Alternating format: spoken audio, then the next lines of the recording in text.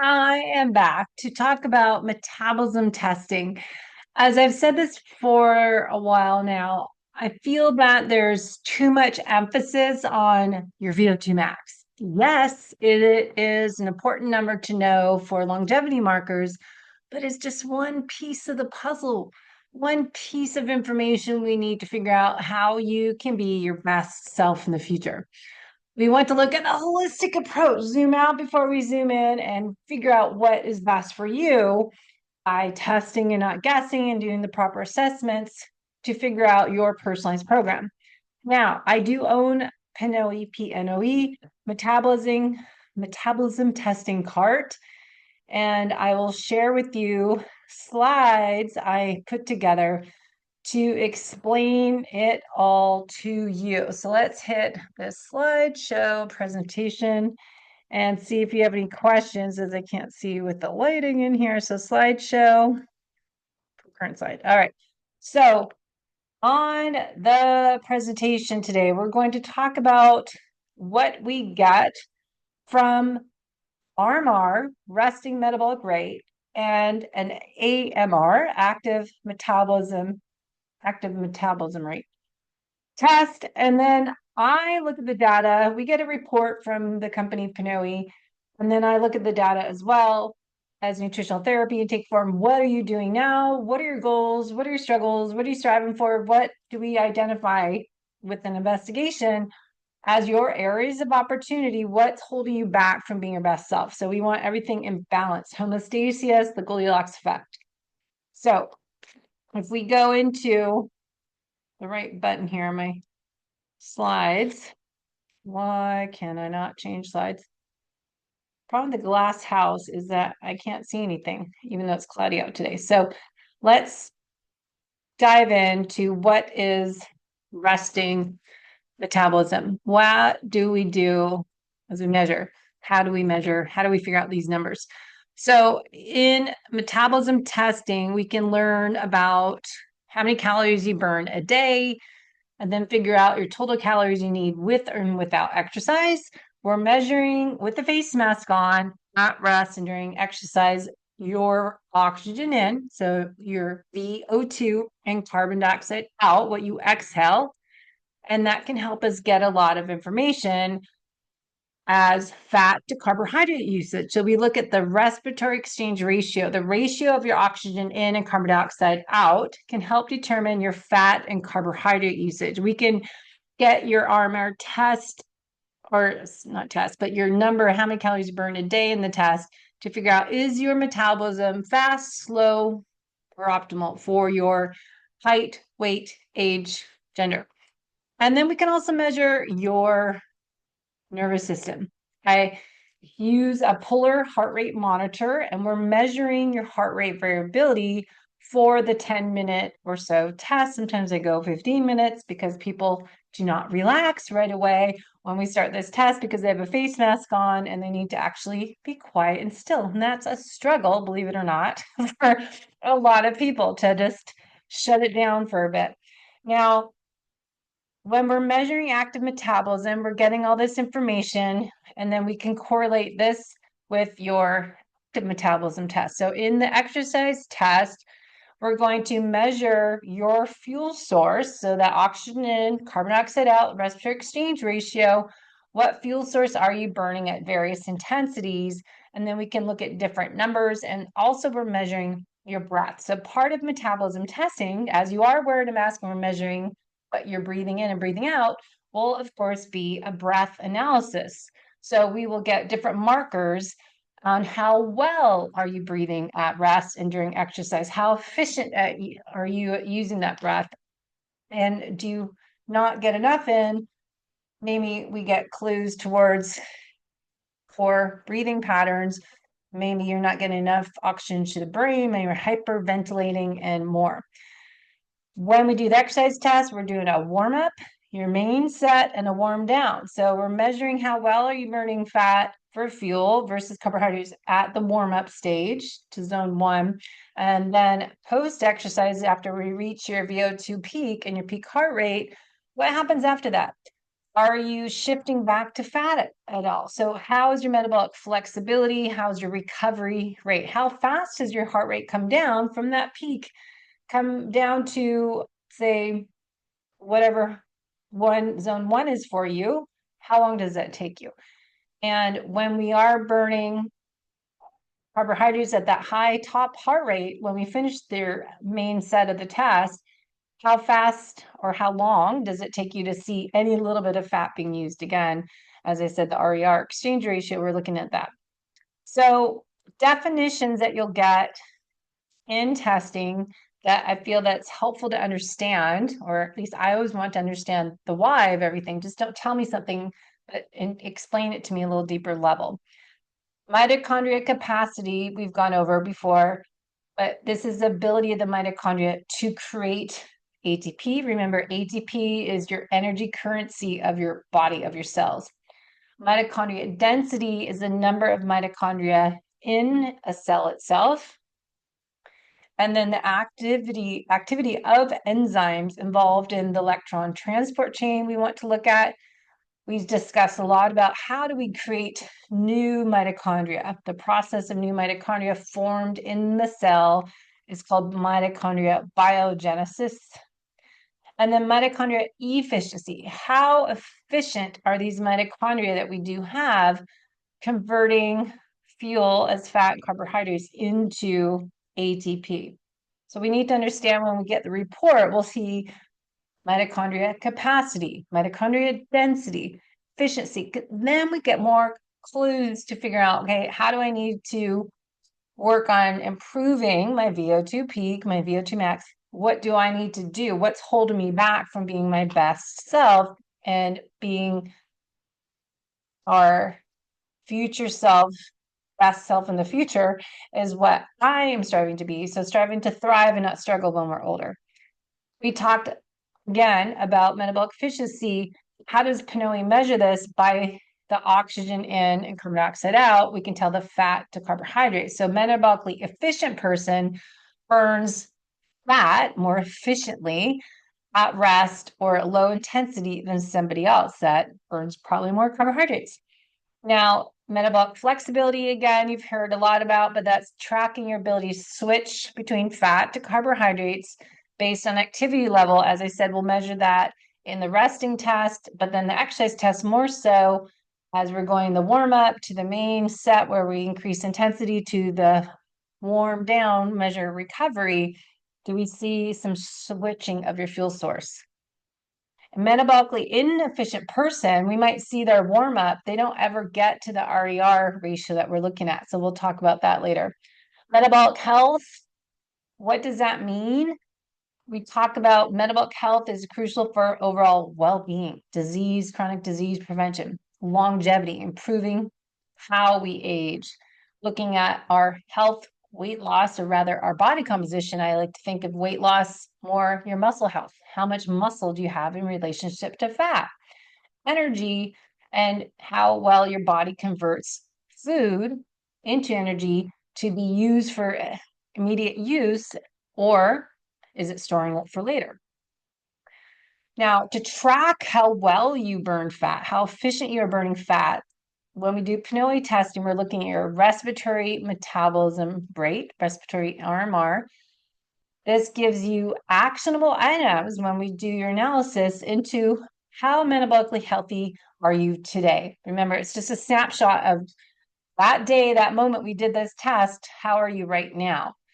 And we also see a snapshot of how well your mitochondria are functioning at rest. With this information, we can help give you a personalized programs looking at not just nutrition and exercise, but your lifestyle habits. As I always talk about, you can't out supplement poor lifestyle habits. You can't out exercise more. You can't out exercise nutrition habits. We need to look at the whole picture and not try to do everything at once, one thing at a time. Why is this important to track? Why do we want to know your fat burning efficiency? Why should you do metabolism testing every few months? Well, key part of longevity is correlation between your mitochondrial health, your metabolic flexibility, and increased lifespan. So if you're looking to live a longer quality, longer life, we want to look at how healthy are you at a cellular level. And within that cell, it's really talking about the mitochondria. Mitochondria are efficient at burning fat if they're healthy. So we want to make sure our mitochondria are the efficient fat burning cells, creating that more energy, more ATPs created, and less oxidative stress, the more efficient we are at burning fat. If we have improved fat oxidation in our personalized program, this can help improve your metabolic health, reduce your risk of obesity, insulin resistance, and type 2 diabetes. So again, VO2 max testing, PNOE metabolism testing, rest and exercise, they're all just getting more clues to help you figure out with your practitioner what is the best program for you for fitness and nutrition and lifestyle habits and supplementation as needed. We still would like to see a blood chemistry panel, a microbiome test, your hormone test, organic acids. So we ideally can get a metabolism test and blood chemistry panel. Factors that influence your ability to burn fat. Well, as I talked about, you need to work on stress, managing your stress. We need to work on our morning routine, evening routine to optimize our sleep wake cycle.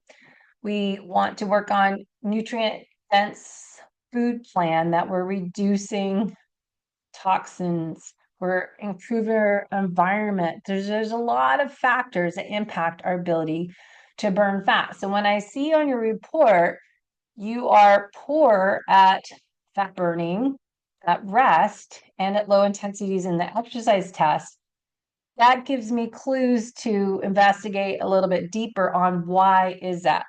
Let's investigate with a nutritional therapy assessment, intake forms with lots of questions on signs and symptoms of dysfunction imbalances in your body, and looking at your nutrition, exercise, lifestyle habit in a 5-day food and mood log to really get the whole picture.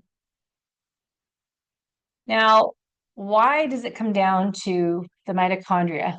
Working at being fit and healthy from the inside out as we age.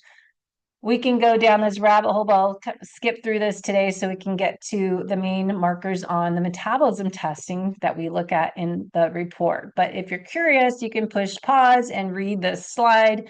How do our mitochondria get broken? What happens as we age that really impacts our health at a cellular level? What damages our cells, but more specifically the mitochondria? We can go into that and how that's related to diabetes, Alzheimer's, Parkinson's, cardiovascular disease, obesity, looking at nutritional deficiencies, nutrient deficiencies, looking at your chronic stress load, your oxidative stress. So that's why I always find testing from different sources, the functional labs, metabolism testing, blood chemistry panel, look at the whole picture, because this just gives us one piece of the puzzle again. Signs and symptoms of mitochondrial dysfunction. Again, you might feel chronic fatigue, you just feel weak, your muscles feel just no energy, you're cramping, brain fog, memory issues, difficulty recovering from a workout session, and your problems with blood sugar regulation, you're high and you're low, and your insulin resistance could be increasing, but we don't know unless we test it. And so there's a lot of different things we need to look at. Again, insulin resistance is something we have a lot of signs and clues of, but sadly, we're not getting insulin marker itself tested in our regular lab tests we get from the doctor for our annual checkup. So ideally, we would get this done every 6 months or even every 4 months to track your insulin so you're avoiding insulin resistance ahead of the problems we might get from too much insulin. And looking at pre-diabetes, type 2 diabetes prevention. Ideally, we're health optimizers, avoiding what we see happen in the future by being proactive. Now, if we don't work on improving mitochondria, we ignore all these red flags, we don't test, and we're just ignoring all these symptoms, well, that can lead to decreased ATP production, increase in oxidative stress, and that can damage your cells because you're getting excess oxidative stress is more reactive oxygen species, and then impaired cellular repair, as mitochondria play a role in cellular repair. So we can learn more about that. So metabolism testing is a great solution if you are working on improving your future self and you're curious about how I can thrive as I age and improve my quality of life, is looking at the mitochondria, but how metabolism testing through our volume of oxygen consumed, our respiratory exchange ratio, our metabolic efficiency, and our fuel utilization at rest and during exercise. We can look at mitochondria function in the, that's not a good way to lay this out, but energy production, reactive oxygen species, we talked about homeostasis, but how do we get this information in a test? So we're looking at these different markers on the report, and I'm going to skip through these as we'll go into that next, but look at nutritional support, exercise, managing inflammation, and then some people might need nutritional therapy to boost the mitochondrial function. So what do we get on the reports? That RMR test over on the left gives you lots of markers, and they just updated the report, so they look a little different now. An active metabolism test. Again, we're wearing a mask, so we're measuring your oxygen and carbon dioxide out. We're getting an evaluation of samples of your breath. So it is a breath analysis. RMR test, you get a big report, and we need to personalize this information. It's not just one size fits all. We take some of it and figure out what are you needing to work on. So your RMR, again, gives you total calories burned at rest. The metabolic efficiency is your metabolism that we identify, faster, slower, or within optimal ranges based on age, sex, weight, and height. Your metabolic age, how does your metabolism compare to your chronological age? And again, the respiratory exchange ratio, the ratio that can help us figure out 0.7, primarily fat, 0.85, fuel is more 50-50-ish, fat and carbs. And then as that number gets higher towards 1, we're burning more carbohydrates, not any or little fat. So key metrics, we're looking again, oxygen consumption, carbon dioxide production, your autonomic nervous system dominance if we are more parasympathetic or sympathetic, metabolic stress and recovery if our metabolism is under stress due to overtraining, under eating, poor recovery. Then from this information, and I deal with the exercise report, we can create personalized recommendations on nutrition, macronutrients, lifestyle to help improve your metabolic flexibility, stress resilience, and recovery. Now, does your PNOE, how does it set this number is what I always get asked, or maybe more me. So in the formulas, we get the volume of oxygen and carbon dioxide, tells us the fat to carbohydrate, and there's a mathematical, really long formula to figure out that number. And then you'll have, depending on your intake form for the test, if your goal is to lose weight, maintain, or gain weight, it will change the numbers in that chart on the right. And so we can look at your calculation of your resting metabolic rate by analyzing the air you consumed at rest. And then it can calculates the calories and based on the fat carb burn. So big calculation I can share with you. Now, really we want to see, are you burning fat at rest? Yes or no? Respiratory exchange ratio, remember, if you're burning more carbs, you have a higher amounts of carbon dioxide. If you're burning more fat, you have lower amounts of carbon dioxide. Are you able to shift to carbs, to fat, and back? Are you flexible in your fuel source when we're working out at different intensities? We look at that. We looked at the metabolic efficiency. You'll see that on a report. How well do you burn fat? Now, the exercise test, we're going to go a little deeper. We're looking at your 5 training zones, your metabolic rate, your fat and carb burn at rest. During exercise, now we're finding out, and then we can determine where's your peak fat max. What intensity, what heart rate are you need to be at in that zone 2, enhance your mitochondria health, and what's your nutrition plan. Now, exercise intensity, we can see there's a chart on the right here going from probably zone 1 to zone 2. The metabolic crossover point, we're hitting a little bit more change in carbohydrates and less fat, and then we're getting up to the higher heart rate intensity, zone 4, and to zone 5, you're up, your fuel source is changing. So glycolysis more zone 3 and zone 4, and we're shifting to zone 5 to the phosphagen system and stored ATP for the short 10 seconds intervals. From the report, you'll get a little picture of, all right, are you older or younger than your age? So how it determines that is there's different companies testing differently your biological age versus chronological age, but the PNOE report is taking 3 markers over here. And so from these markers that your test is on, you'll find out your age, where are you? And then your VO2 max, where are you based on your age, gender. Now, aerobic capacity, obviously a higher VO2 peak max, VO2, the younger your biological age, you have a better cardiovascular fitness. If you have a higher efficiency at burning fat at rest, you have a younger biological age, you have better metabolic health. If your metabolic flexibility is great, you are better at fuel switching. So switching to carbs to fat, carbs to fat, younger biological age, your metabolism is healthier. If you're more efficient at oxygen use, you have better metabolic function, as well as looking at your cardiorespiratory function, your younger biological age, if you have a stronger heart and lungs. So we're looking at the different systems of your body. Also looking a little bit deeper, if you want to learn more, you can go back and read this slide, but VO2 max is a key indicator of cardiovascular fitness and endurance. So when we're looking at this as a marker of biological age, higher VO2 max correlates with the younger age because it reflects better health of your heart, lung, and muscle efficiency in using oxygen during various intensities. If your peak VO2 or max VO2 was lower, it is a sign of more aged cardiovascular system.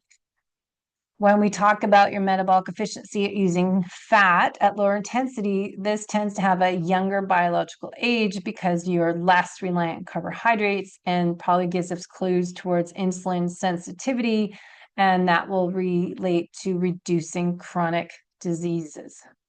So decreased risk for chronic disease, more metabolically healthy, metabolically flexible you are. Now, you can see the other ones, but just really looking at understanding what it all means and why we want to look at your fuel source at various intensities. The 5 training zones in your exercise report will help us figure out what are you not doing enough of? What are you doing too much of? And where are your areas of opportunity? What's your limitations? I like to think of not what's holding you back, but what could you do more of that you're not doing enough of to balance your nervous system, to help improve your mitochondria, help increase your markers that are lower than optimal. So we're looking at fuel switching, your fat burning, low intensity zone 1, bottom of zone 2 is your peak fat burning, all the way up to top of zone 5, where we go peak heart rate, and that fuel source, I said, shifts to more carbohydrates, to creatine phosphagen, to stored ATP. We are also looking at determining your 5 training zones based on the breathing frequency. As the intensity workload goes up, your breath becomes slower and deeper at low intensities, gradually shifting from faster, more shallow as the intensity increases. So we can see the breathing frequencies going from 20 to 30 to 30 to 40 to 40 to 50 as intensity increases. Again, we're working on that respiratory exchange ratio, 0.7, fat burning in your zone 1 to 1.0 or higher carbohydrate burning in your zone 5 and the other fuels we talked about. So we're collecting the data via that breath analysis, we're in the face mask and the breathing analysis. So training in these zones, we can figure out your fat, fuel versus carbohydrate, not doing a percentage that a lot of calculations will say 60 to 70% of your VO2 max and 70 to 80% of your VO2 max. We're actually figuring out your 5 training zones based on the fuel being used during intensity that we're measuring with the face mask fat to carbohydrate because of that respiratory exchange ratio.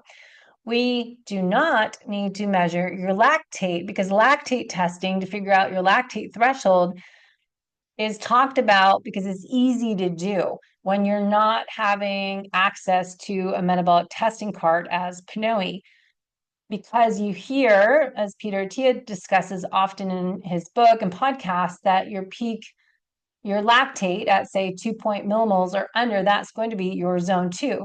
But remember, we are determining your true zone 2 based on your peak fat max and your metabolic crossover point in the test. So we are not guessing based on a lactate test or a percentage of your max. We are doing science versus math, right, to calculate the zones.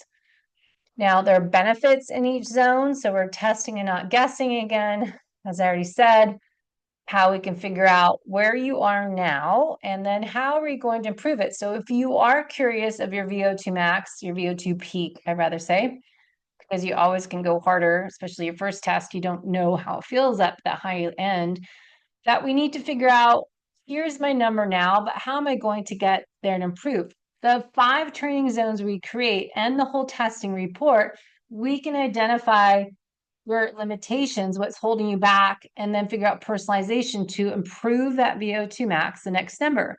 And that program is going to look different for everybody because some people's peak fat max, there's bottom of zone 2, would be very low. Some people train all their workouts in what we identify as their zone 3, and they're not doing interval training correctly, and they're not really doing zone 2. So this is how we personalize the program based on the data.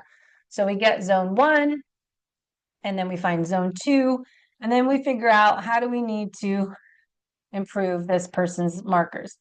Do we need more zone 2 to improve fat burning efficiency? Do we need to improve their cellular fitness and lower obesity risks?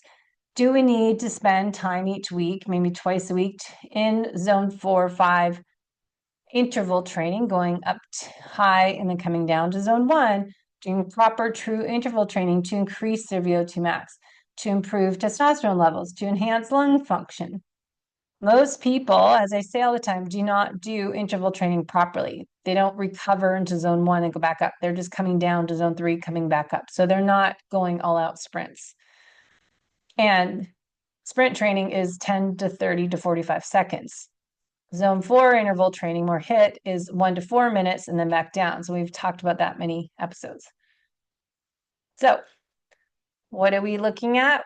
These zones, we're looking at this metabolic crossover point where the purple comes up and the yellowy goes down, and we can identify where they are today. Fuel usage, as I said, get these nice charts from my friend GPT. Very low fuel intensity, low to moderate, moderate high. And then we can go into what fuel source am I using in those 5 zones. And then the next section, metabolic pathway, how am I breaking down that fuel? Mitochondria oxidative phosphorylation. We used to call that aerobic, but really think of it as an oxidative phosphorylation. And then oxidative phosphorylation again, but fat and some glucose oxidation, right? So zone 1 is going to be primarily fat oxidation. And then zone 3, where most people train too much in, higher carb use and shifting early to glycolysis. So some mitochondria work as the low end zone 3, and then you shift a little bit higher. And you can see that in their RER rates over on the right side here, and looking at typical ranges we see in the breathing rate, the shift towards different fuel source. Zone 4, anaerobic glycolysis, lactate production. RER now here is probably 0.9 to 1.0. Breathing rate goes up. See, maybe they're 40 to 50 breaths a minute. And then their zone 5, we're going 1.0 and above. we're reaching their max. Carbon dioxide increases, lactic acid, not lactic acid, but lactate. Fuel is being used more, and still need to go back and do another podcast on the use of lactate and how it's recycled, and do an expert on that. Not myself, but that's an interesting area. We don't say lactic acid. We use lactate as fuel, and the acidity we get isn't lactic acid burn. It's more to do with that change, the pH level in your blood gets more acidic because of the hydrogen ions. All right, another chart, if you like to geek out as myself, fuel switching, fuel mixture, breathing frequencies, RER, and the data we're looking at. That's how we're determining your zones. Okay. And then creating a personalized plan. What do we do? So I love how we can organize all this stuff so much easier with ChatGPT. So looking at the zones here, how much time do we need to spend in each zone? What does the program look like for you? So there's a lot of moving pieces and what we need to analyze to figure out what they're doing.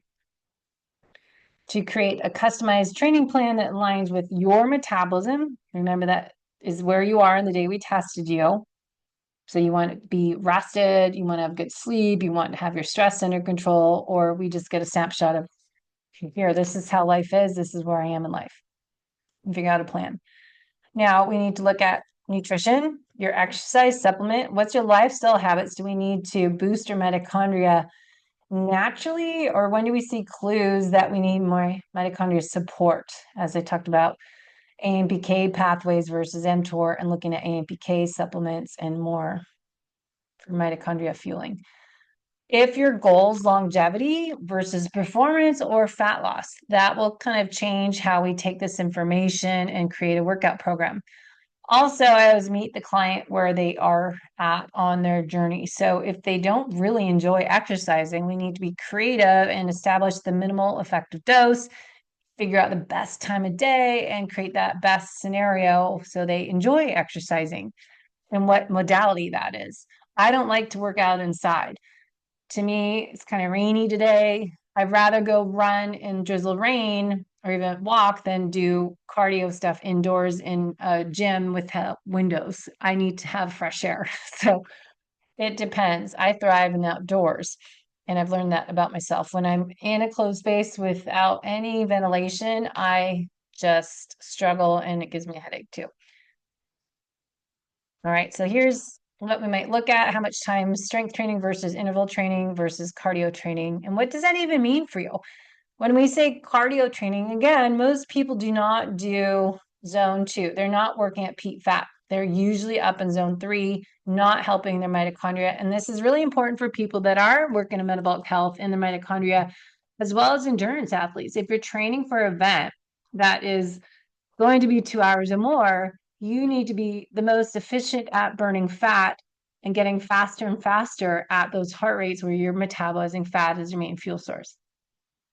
How to improve mitochondria with exercise. We talk about that when we do your personalized program. And then zone 2 training, if you're working on mitochondria health, what does that mean? How long should you spend in that program or zone 2 for that week? And then do we need to get rid of the dead cells, mitochondria? Do we need to work on recovery? Are you training too much? So this is not a one size fits all. This is why we test and really collect the data to see what is best for you today. Sprint interval trainings, as I said, most people do incorrectly because it's 10 to 30 seconds and it has to be all out, heart rate up. And then you need to come down twice as long in your zone 1. So zone 1 is 1 to 3 minutes. Not from the time I finish that 30-second sprint, I start my recovery. Your recovery timer, say 1 minute, starts when you hit that zone 1. We want to look at, do we need to increase your VO2 max or not? Some people, they're good, but their peak fat burning is 4. So I need to look at the whole picture. Okay, so intervals, resistance training. Do you need more resistance training? Looking at all that data. And then recovery. What are you doing? Cold? Is that cold plunge good for you? Do you need that? Do you need heat exposure? Do you need more sauna time? Do you need more management of oxidative stress? If you are aging and you're doing a lot of hard workouts that are not using fat for fuel, you're probably creating excessive oxidative stress. So we need to work on antioxidants and changing our nutrition, exercise, lifestyle, and supplement program. Is fasted a good option for you? Women, it's not suggested. We need some calories on board. Men may be okay. So it depends on the gender and our age, where we are in life, hormones. Sleep, how's your sleep doing? Are you getting quality deep sleep? Do you feel refreshed when you wake up? Do you wake up without an alarm? So a lot to it, but how much zone 2 to sprint training, to HIIT training, strength training, recovery, repair, yoga, Pilates, walking, movement is a different thing. So we haven't even talked about that. Movement throughout the day, exercise, snack breaks, movement snack breaks, but we've got to figure out a program that works for you. So minimal effective dose is often needed for people. Maybe you're just trying to avoid slowing your metabolism down as you get older. Just to let you know, most of the factors that cause our metabolism to slow down and we gain weight as we get older is not because we're getting older, it's because we're doing less exercise. We're doing less movement. We might be eating more. So we need to look at how to improve our metabolism, find solutions, and figure out what is best for me. And that might be more strength training. It might be getting quality strength training program in that's 3 to 5 repetitions, not 15 to 20 repetitions, and working on your metabolism by increasing lean body mass with the protein. If your metabolism is slowing down, we want to look at the other parts: chronic stress, your sleep. Are you eating enough calories? Are you hitting the protein goals? Are you managing your carb intake and timing those carbohydrates in and around workouts that are more carb burning exercises? So again, it depends. So if you want to learn more about creating metabolic harmony, head over to debbiepotts.net. We can set up a discovery call to learn more, and we work to create your best self in the future. Testing and not guessing, if we can do metabolism test and then functional lab testing, really looking at what you need to do to improve your health at a cellular level. So it's not just seeing that VO2 max higher. I want to look at how well are your mitochondria using fat for fuel at rest? How well are they using fat for fuel at low intensities? And how well are you breathing? How well are you taking your body back to fat burning after you go to carbohydrate fuel source at a higher intensity? So I call it the holistic method. Let me know if you have any questions. The end of the presentation today. So head to my website and let's talk more if you're curious about how you can fuel, train, and perform your best as you age. Talk soon.